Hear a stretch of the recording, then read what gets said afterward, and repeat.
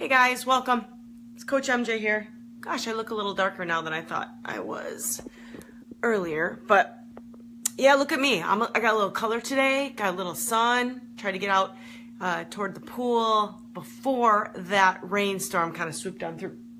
And I did, and I'm happy about that. So, today's topic is how to stay motivated.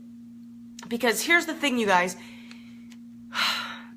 You know, triathlon, it's tough. It's tough. We have to juggle a lot of stuff. We have to do a lot of things. Our season can be absolutely very long, and especially if you're doing the longer stuff, so the half Ironmans, the Ironmans, it can be a really difficult thing to stay motivated throughout your whole entire season. Hey Jackie, hey Natalie. Oh, hey Morgan. Thanks for hopping on, guys. Hey Nora.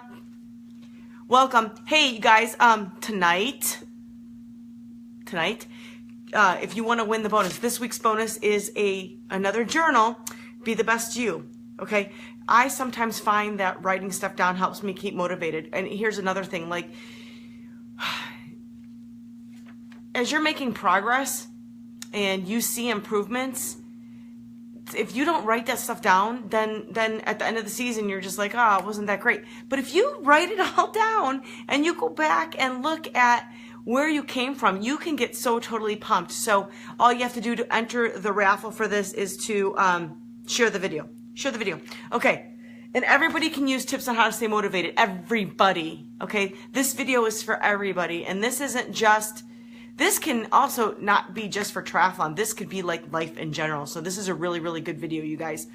And I hope you do share it. So the very first thing I'm going to tell you, number one, accept that lack of motivation is normal. Everybody experiences periods of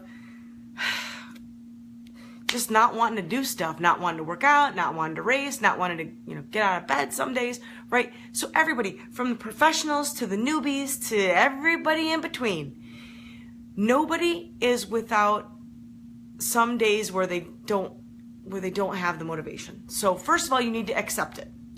And know that if you have never had that feeling, it's going to happen to you at some point. But if you can embrace that and push through anyway, then that is how you're going to succeed. You just have to accept it, know that it's part of the process, get your foot out the door, get your foot into the pool, get your butt onto the bike, and just get out there and do it. Sometimes just going through the motions just to get started will push you into a better workout. And at least you're working out. And even if it's not like the best of the best of the best workout ever, you're still doing it, okay? So understand that you are not alone. You are not alone in losing some motivation from time to time. It happens to everybody. Hey, Janine. Janine, I haven't seen you in weeks, girl. Did you even see these? Did you see this? Look at this one. Like hologram 3D and everything. I gotta go get them done. See, it's growing out now. But I did, that's pretty cool. Actually, I didn't ask for that. They did it for me. Hey, Susie, I just commented on your swim video. Thank you so much for sharing it. Before I go on, I wanted to announce last week's winner. Last week, I was raffling off these swim paddles. It's Alyssa Nicole. So Alyssa, you need to send me your address, and I'll pop these in the mail. I'll pop these in the mail to you. And that's the thing, guys. If you want to win the raffle and you do share the video, you got to come on the next week. I'm not going to contact you. You got to watch the next video, right? And then this week I'm raffling off the journal. So all you have to do is share the video. All right. So number 2 is to keep it simple. And this is one thing, guys. I mean, I personally have struggled with lack of motivation. Hey, Carrie, welcome. I personally have struggled with motivation probably every season I've ever had. But this one here, keep it simple, that's one thing I'm really good at. Okay? Sometimes triathletes, and especially those with a lot of, say, expendable cash, like to overcomplicate everything. They have this watch and this journal and this log and this calculation and they're following this plan, but they're reading this book and then they're listening to that guy. You can't, okay, you gotta slow your roll, right? And hold it back and just keep it very simple. And this is, okay, and I'll apply this to Ironman nutrition. Hey, Jackie, we're getting frustrated with crappy workouts and never improving. Well, we have to talk about that, Jackie, because we have to see improvement. If you're not improving, then the workouts need to change.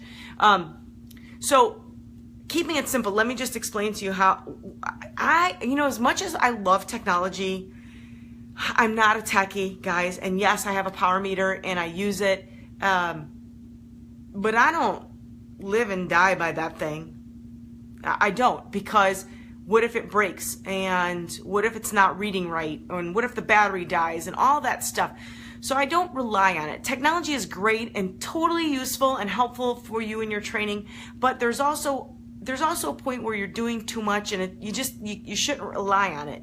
Okay?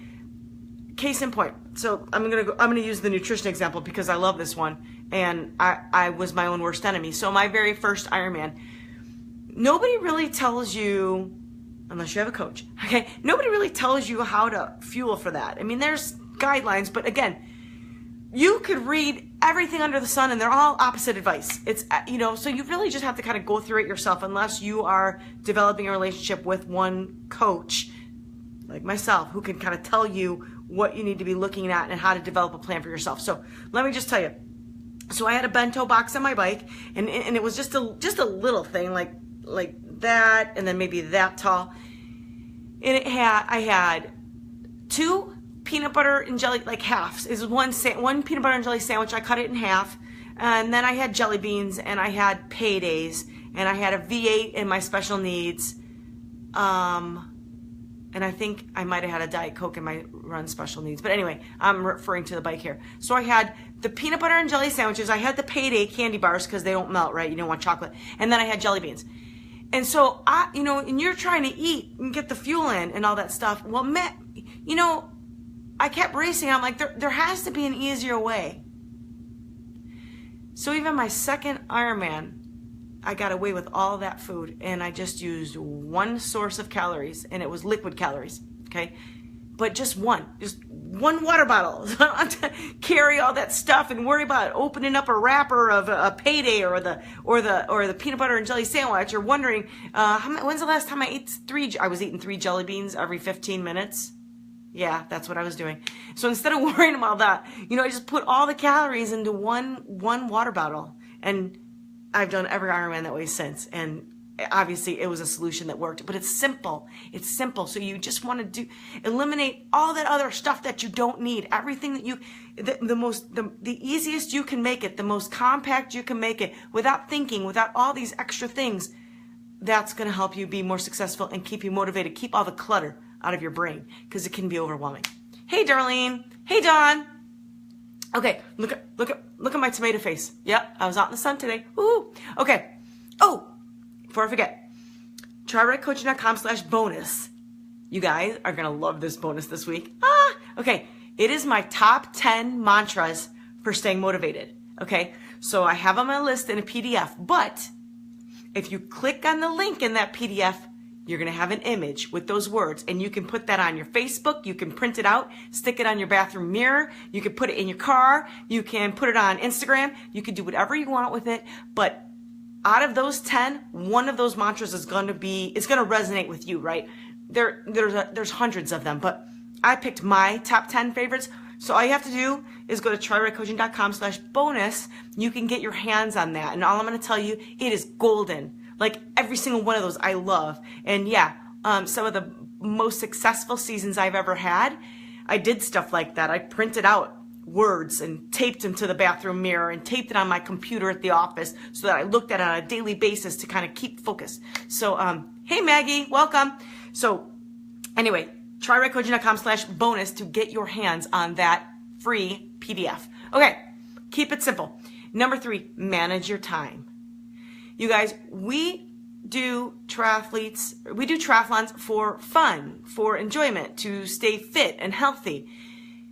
We don't get paid for this stuff, so it better be fun, right? And a lot of times I see people trying to squeeze in workouts and just jam-pack too much stuff together. And what does that do? That makes it stressful for you. And if it's stressful, you're probably not going to have fun. It's not going to be a great workout for you because you got too many other things going on in your head.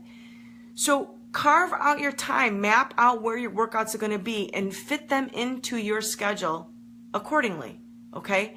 So you may have to move things around, but just like any other appointment, you want to carve out time for that workout and put that into your calendar so that you know. And me personally, and this is going to be a topic coming up soon, is why I think morning workouts are more beneficial than afternoon or evening workouts. But if I know that I have to get up and first thing in the morning, I'm going to get to the pool at 5:30 and I'm going to get in my swim, then I'm going to do that. Nothing is going to get in my way, right? If I just said, oh, well, maybe I'll swim tomorrow, and I don't pack my bag overnight, and I just kind of, maybe I'll do it, maybe I won't. And then all of a sudden I get up and I'm like, oh my gosh, I have to get to Masters, but I'm not ready, and I don't know what time I'm supposed to be there, and I don't have my bag packed, and then, oh my gosh, I have to get my clothes ready to go to work right after that. It's too stressful. You'll not, even if you make it to the workout, which you likely won't, but even if you did, you're not going to have fun because there's too many other things on your mind. So plan it into your schedule. Hey Nora, thank you for sharing the video. Right, if you want to win this week's bonus, it's a journal to help you record what you're doing, you guys. Okay, record what you're doing and help make a plan to set yourself up for success. All you have to do is share the video and you're going to get entered in the raffle. I'm going to raffle that off next week. Okay, number 4, build in your rest. And I see this a lot, unfortunately. A lot of athletes think that they don't need a day off because they feel great and they're so excited and they love the way that working out makes them feel, so they just want to go out and do another workout, and then want to do another workout and do it. Big no, guys. Big no. That is going to catch up with you. You might get away with it for a little while, but it's going to catch up with you. And even if it doesn't catch up with you for, I don't know, say a couple months, which is I think a long time, say a couple months, all that means is all those other workouts are not going to be as good or as strong or as productive as they would be if you built in rest into your schedule. The other thing, and how that applies to motivation, if you know you've got a day off coming up, you can focus. You can say, all right, yeah, I know, okay, well, Friday's my day off, and Thursday I have a really, really hard bike ride, but I know that if I can just get through Thursday, then I look forward to that rest day on Friday. And I can do whatever I have to do, or I can sleep in that day, or, run some errands, spend time with my family, whatever you're going to do. But use those rest days. Those rest days are there to help you not just physically repair and recover your muscles, but also mentally, to just relax, sit back, think about what you want to do, instead of, just kind of beating yourself down over and over and over without any rest. Okay? Hey, Jennifer. Hey, Charlene. You're carving out time on vacation. It's a true struggle. Yes, Dawn. See, yeah, right? Well, vacation, yeah, enjoy it. Anyway, I hope you're having a good time. Okay, number 5. Be process-driven, you guys, instead of always being goal-driven. And this one is helpful not just for training, but for racing. And let me just kind of